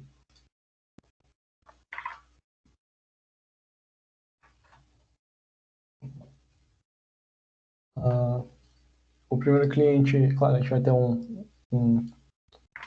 um plano 1D aqui, né? Que seria tipo o tempo. E aí o segundo cliente, ele chegou no tempo 2 e saiu no tempo 4. Deixa eu mudar a cor aqui.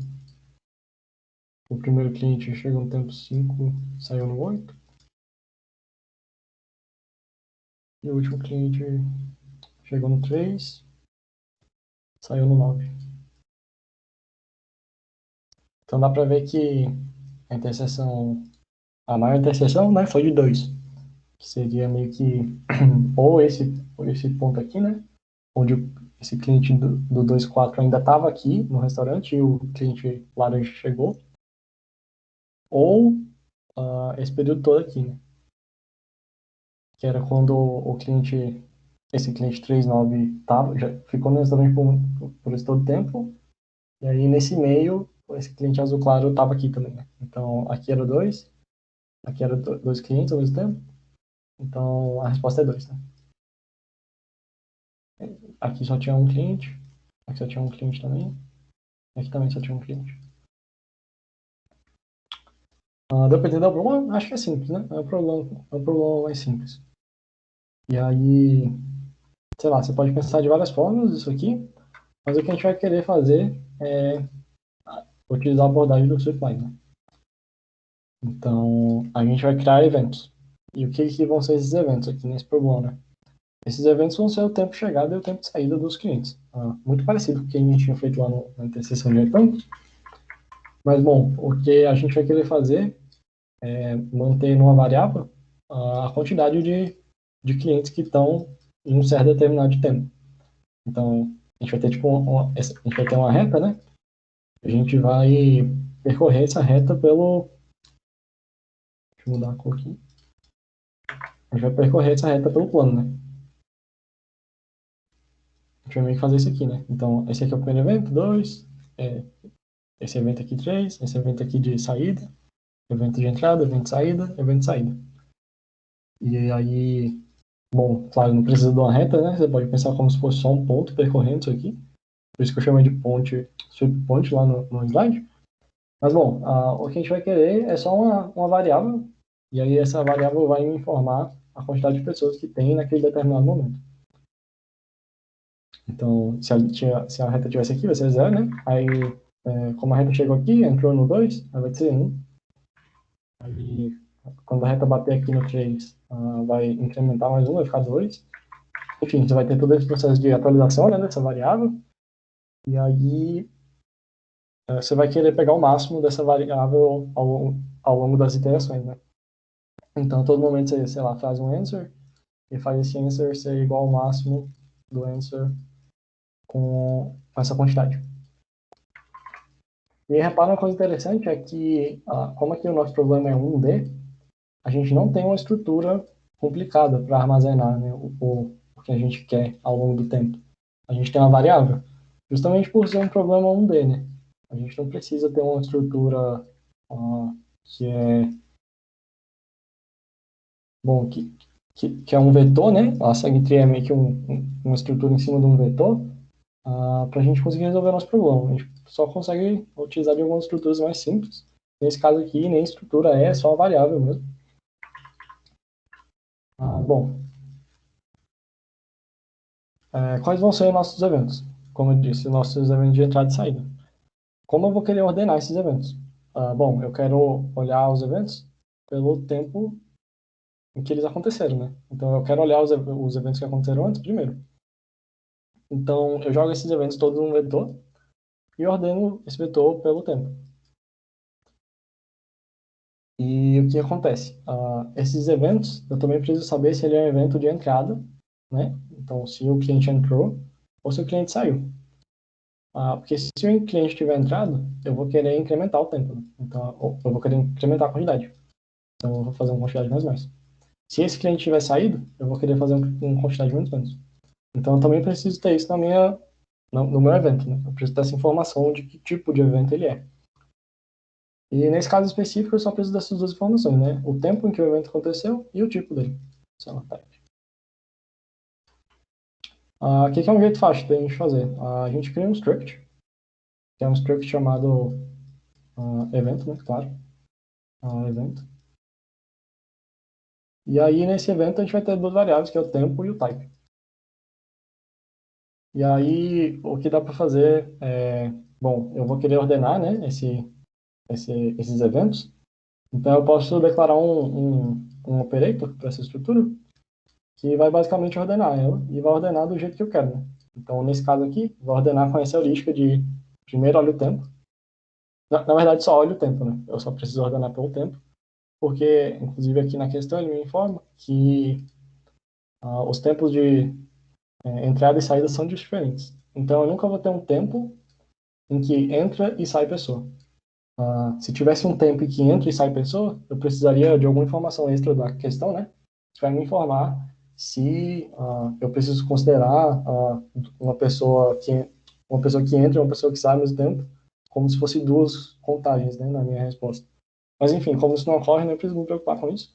Eu só preciso que esse operator de menor ordene pelo tempo, né? Então, algo tipo return t.a.t. Uma coisa bem simples. E, claro, não precisaria criar um struct, né? Porque, claro, só tem dois elementos e eu estou só ordenando pelo tempo. Então, eu poderia fazer só um vector de pair que já tem o operator de menor implementado. E aí, você só incluiria, tipo, o tempo e o tipo. Como se fosse um par mesmo, né? E aí você poderia usar o sort do C++ e ele já ordenaria tudo para você. Essa abordagem aqui ela é mais interessante quando você tem um evento muito complicado, né? Então, esse evento aqui do slide, que é início e fim de retângulo, ele é um pouco mais complicado. Tem alguns, por exemplo, se tivesse um tempo em que entra e sai cliente, eu precisaria também ordenar em relação ao tipo, né? Então, às vezes, se eu não quiser considerar isso aqui como duas coisas, eu preciso primeiro tirar os clientes, depois incluir os novos clientes. Então, isso mudaria a nossa função o nosso operator. E é só isso que mudaria, né? Criando esse struct, eu tenho na mão esse poder, né, de mudar esse operator, de conseguir ordenar os eventos da forma que eu preciso que eles sejam ordenados para resolver o problema. Mas é bom. Sem mais enrola, acho que dá para acordar esse problema, que ele é rapidinho. Nem preciso usar nada disso. Só ver como é que é a entrada aqui. É o N e o ID. Tá. Então, alguém tem alguma dúvida em relação a esse problema? Acho que não, né?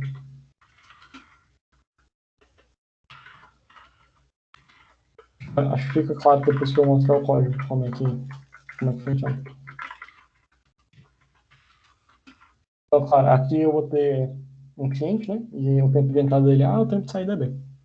E como eu disse, a gente vai criar um struct, evento, e ele vai ter basicamente o tempo e o tipo. Chamar de x e pai. E a gente vai ter esse operator também. A gente vai receber um evento, tá? e, vai, e vai retornar se o tempo foi menor, né? Então, pode ser aqui, a estrutura. E, claro, como eu disse, daria para usar um vector de pé. Eu vou botar aqui o struct só para ficar mais claro, né? E aí, como é que vai ser esse nosso tipo, né? Esse type? Eu vou definir ele lá como sendo zero quando a pessoa entrou e sendo -1 quando a pessoa saiu. Isso aqui você pode definir da forma que você quiser. Ah, esse valor não vai ter nem diferença na ordenação, então não tem muito problema. Isso aqui que você vai usar no if, né? Quando você estiver olhando para um evento, ah, esse type que vai ser a condição do seu if para o que você vai fazer, né? Se você vai incrementar ou decrementar a sua resposta. Bom, basicamente o que a gente vai fazer, a gente vai criar um vetor de eventos, e eu vou chamar esse vetor de supply. E para cada cliente vão ter dois eventos, né? Então, vai ser um evento onde eu começo, onde ele entra, né? Então, esse evento vai ser o 1. E o evento onde ele sai, que acontece no tempo B e é do tipo -1. E aí eu ordeno esses eventos pelo tempo, né? Já que eu quero processar eles dessa forma.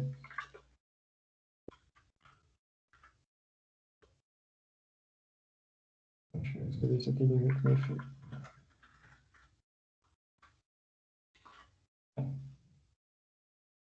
Ordeno esses eventos e aí agora eu vou processar os eventos. O que eu preciso ter para armazenar, né, as informações ao longo desse processo de percorrer essa reta em relação ao nosso problema, nossa interseção de tempos, né, de clientes. Basicamente, eu vou ter aquela quantidade, né, que eu falei, que vai ser zero no início, a quantidade de clientes que estão presentes no restaurante agora, e a nossa resposta, que vai ser o máximo dessas quantidades durante as iterações. Então, eu vou percorrer todos os eventos do nosso vetor supply, e a gente vai ter duas contas, né? Se o nosso S.type for do tipo 1, quer dizer que o cliente entrou, né? Então, eu incremento a quantidade. Ao contrário, é um tipo de saída, né? Então, eu decremento a quantidade. E aí, o nosso answer vai ser o máximo, como eu disse, né? Entre o answer e a quantidade de clientes naquele horário.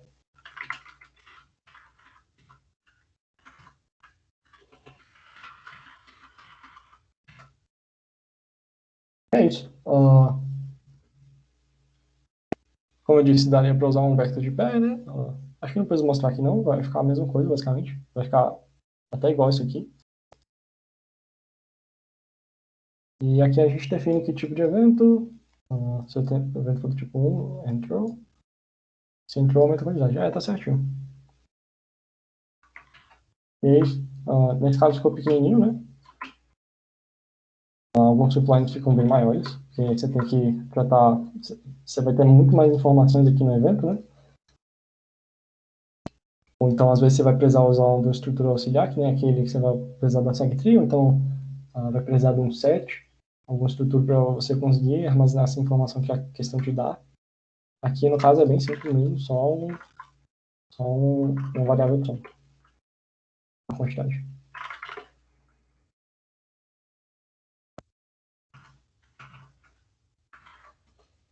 É,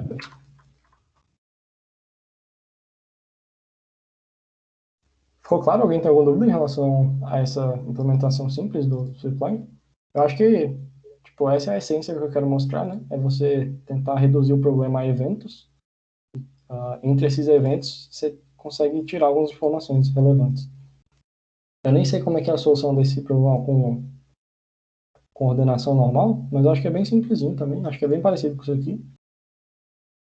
A diferença é que, na hora de você codar uma solução que é só um sortezinho, você não vai pensar nessa ideia do Swiftline, né? Você não vai pensar que é uma estrutura varrendo o problema. Eu acho que quando você pensa como Swiftline, facilita você resolver problemas mais difíceis e acho que facilita a visualização também do que você está fazendo. Enfim, é uma abordagem bem interessante. E aí, alguém tem alguma dúvida?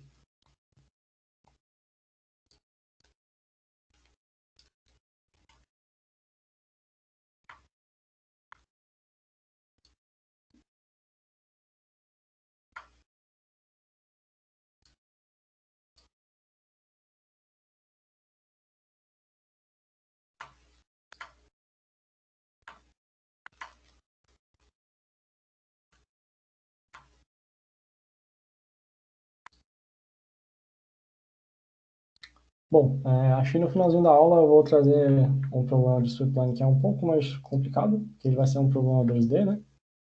Então, provavelmente vai incluir alguma estrutura um pouco mais complicada, vai ter que ter essa visualização de uma coisa bidimensional, que não tinha ali naquele problema, né?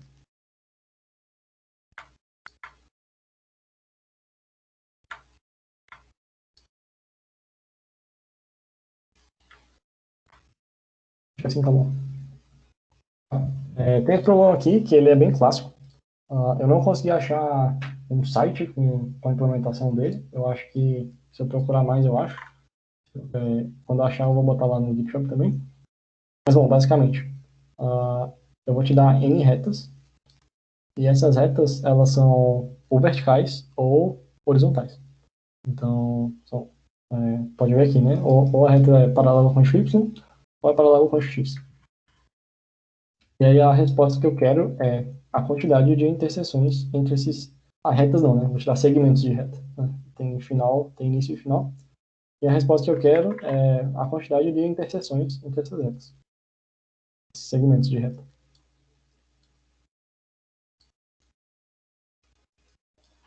7, 8. Nesse caso aqui, a resposta é 8.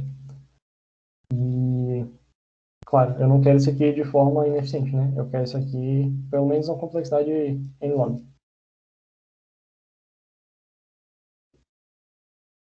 E repara uma coisa complicada desse problema, é que, por exemplo, se tiver uma coisa assim, que é todas as retas verticais têm interseção com todas as retas horizontais e vice-versa, nesse problema aqui, a gente vai ter, claro, né, supondo que a gente tem n sobre 2 retas horizontais e n sobre 2 retas verticais, são n ao quadrado sobre 4 interseções, né? E repara que essa quantidade de interseções é maior do que a complexidade que eu estou pedindo. Então, tem que ser uma solução que não vai tentar encontrar interseção por interseção. Justamente porque a interseção por interseção já é muito grande. Eu quero só a quantidade, né? Não quero quais são. E aí, bom, preciso de uma abordagem um pouquinho mais esperta. Alguém tem alguma ideia? Claro, vai usar Swiftline porque a aula é de Swiftline, né?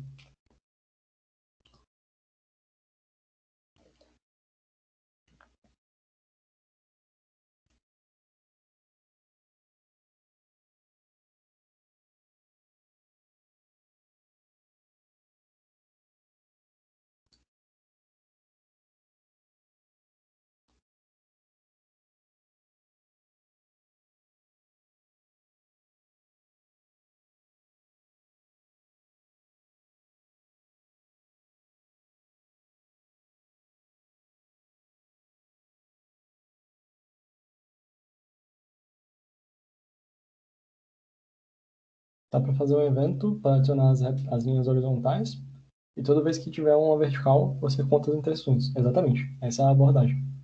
Mas e aí, como é que são os eventos? pensando na abordagem stripline.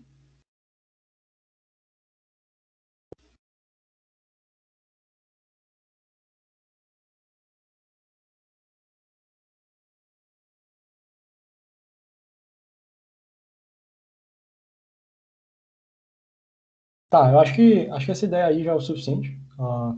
Tipo, é nesse caminho aí mesmo. E aí, agora, trazendo um pouco então, quer dizer, né, o que o Enzo está falando é, ah, eu vou fazer um evento para adicionar as retas horizontais. Então, por exemplo, o início e o fim dessas retas horizontais seriam eventos. E toda vez que eu tenho uma reta horizontal, eu tenho que calcular com quantas retas horizontais que estão ligadas, né? Porque eu estou percorrendo isso aqui da esquerda para a direita. Com quantas retas ela tem interseção. E aí, bom, como é que eu sigo com essa abordagem? Como eu falei, cada reta horizontal, ela vai virar dois eventos.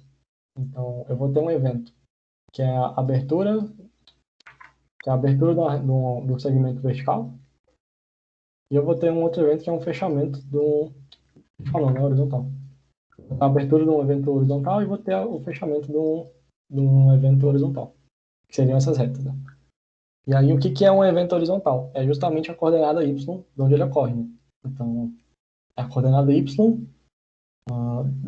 esse evento é uma coordenada y, né? Que é onde ele está existindo no momento entre o AH e o FH. Então, esses dois eventos, eles também têm informação do y. E aí, pô, legal. O que eu faço quando eu chegar numa reta dessa vertical? Eu preciso calcular a interseção com quantas horizontais estão ligadas, né? Então, é que sendo consideradas até aquele momento. E uma forma de fazer isso é considerar essa reta como se fosse um evento. Então, eu vou ter um evento que é reta vertical. E essa reta vertical, ela vai ter uma informação que é o x.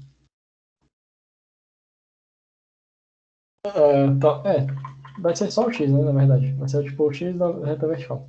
Vai ser essa única informação, né? Que é onde ela existe, né? Enquanto eu estou percorrendo. Quer dizer, eu tô percorrendo essa linha aqui, que é o nosso pipeline. E aí, pô, bateu no evento. Estou considerando essa reta como aberta agora. Agora eu cheguei nesse evento. Então, esse evento aqui é um tipo reta vertical. Então, eu preciso calcular de alguma forma, que eu vou falar um pouco mais à frente, com quantas retas horizontais que estão ligadas, com quantas dessas retas ele tem interseção. E aí eu passo para o próximo evento, que é esse início aqui de cima. Enfim, eu vou fazendo esses eventos. E aí uma coisa que é interessante é que a gente está lidando com uma coisa espacial, né? E como eu já tinha falado, a SegTree ajuda nisso. E o que a SegTree consegue fazer, ela consegue, para quem não sabe muito bem, né? A SegTree ela tem duas operações, então ela tem a query e tem o update. A query ela vai atualizar um intervalo, e o update pode atualizar um intervalo ou um elemento único. A query vai fazer uma query no intervalo, né? Então, por exemplo, eu consigo saber quantos elementos estão ligados no intervalo. E o que a gente vai querer fazer é uma SegTree do espaço vertical. Então, é como se você pensasse no espaço vertical como se fosse um vetor, e a SegTree vai estar montada em cima desse vetor. E aí, quando eu ligo uma reta, então, quando eu ligo uma reta que é horizontal, eu vou lá nesse elemento da SegTree e falo, olha, tá ligado, tem uma reta aqui. Então, sei lá, antes pode ser um vetor de zeros, tudo zero, aí aqui eu liguei, botei 1. Quer dizer, tem uma reta nessa coordenada aqui, que é a coordenada y. E aí, à medida que eu vou varrendo essa linha, quando eu chegar aqui nesse elemento que é, quando eu chegar nesse elemento aqui que é uma reta vertical, eu preciso saber nesse intervalo da SegTree, que é um intervalo em que essa reta vertical existe. Então, tipo, essa reta vertical aqui ela vai de um YA até um YB.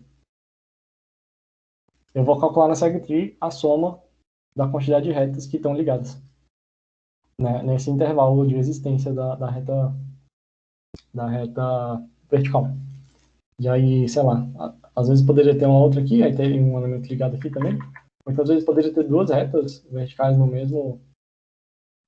nesse mesmo local. Então, aqui, em vez de ser um, seria tipo dois. Enfim, uma sequência de soma qualquer consegue te dar essa informação no intervalo, né? E esse intervalo é justamente o tamanho dessa reta vertical. E aí, o interessante é que, como a gente está fazendo sweep line, né, a gente consegue atualizar em relação a esse eixo X, a gente consegue atualizar a existência dessas retas horizontais. Então, quando a reta horizontal começa a existir, então nesse evento aqui, que é esse evento de abertura do horizontal, a gente vai somar, a gente vai usar o update da segtree para somar um nesse bloquinho que representa a coordenada que ela existe. Né? E aí, quando a gente chegar no fim, deixa eu ver aqui. Quando a gente chegar no fim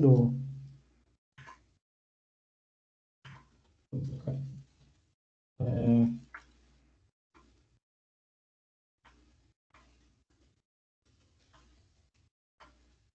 tem dificuldades aqui. Vai ser coisa mesmo. Quando eu chegar no fim dessa reta, então aqui, essa coisa que estava ligada na segtree, eu vou apagar ela.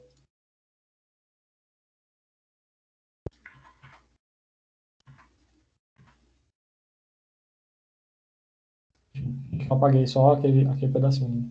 Então eu vou apagar a existência dela da segtree, né? Então é por isso que essa abordagem funciona. À medida que eu percorro o eixo X, eu estou sempre atualizando na segtree a existência das retas horizontais. E quando eu chego num evento vertical, uh, esse evento esse evento eu vou fazer uma query, né, na segtree, que é a quantidade de retas horizontais que estão ligadas nesse intervalo aqui. E é assim que a gente resolve. E aí, repara que essa abordagem, como eu tinha dito antes, né, ela vai ser linear na quantidade de eventos, porque um evento que é uma reta vertical, ela só usa um evento, né? Então, a vertical só usa um evento, e a horizontal usa dois eventos. Então, isso aqui, a quantidade de eventos é no máximo linear, e essa atualização dessa aqui, ela é log n. E, bom, complexidade final, n log n. Essa é a segtree que a gente utiliza nessa coisa aqui, é uma segtree de soma. É a segtree mais clássica que tem, né? Aquela segtree que a gente utilizou aqui nesse problema, ela é uma segtree mais complicada que é uma segtree lazy, porque a gente precisa fazer... Bom, lá a gente estava atualizando um elemento, né? A gente estava atualizando só um elemento. Aqui a gente está atualizando um intervalo inteiro. Então a gente precisa usar da lazy propagation da segtree. Enfim, tem tudo lá na aulinha. E... Bom, acho que é isso. Alguém tem alguma dúvida em relação a esse problema aqui? Acho que ele é mais difícil mesmo. Normalmente esses problemas 2D de Swiftline, eles são mais complicados porque você precisa visualizar como é que você vai usar uma estrutura que também é complicada. Então, geralmente os problemas, a complexidade dos problemas escala bastante. Mas eu já vi caindo muito problema enfim, de ordenação mesmo, que faz muito sentido você usar Swiftline. Tem até esse problema aqui do CodeForce, que é de combinatória, que é uma div 2D. E, bom, você precisa ordenar as coisas de uma certa forma e aqui eu fiz um Swiftlinezinho. Aqui, bota os eventos, deixa eu aumentar. Coloquei os eventos, ordenei e processei. Aí tem uma fórmula maluca aqui de combinatória. A questão também tem combinatória, mas tem um Swiftline aqui, ao evento. Nesse caso aqui também são só duas informações do evento, e são só dois tipos de evento, que é abertura e fechamento. Aqui nesse 2D complica um pouco porque tem três, né? Tem três eventos. Dois do horizontal e um do vertical. Bom, enfim. Acho que era isso que eu tinha que falar. Já acabou o meu tempo também, já está perto das 14 horas, das 16. Se alguém tiver alguma dúvida, pode falar aí. Mas acho que é isso por hoje.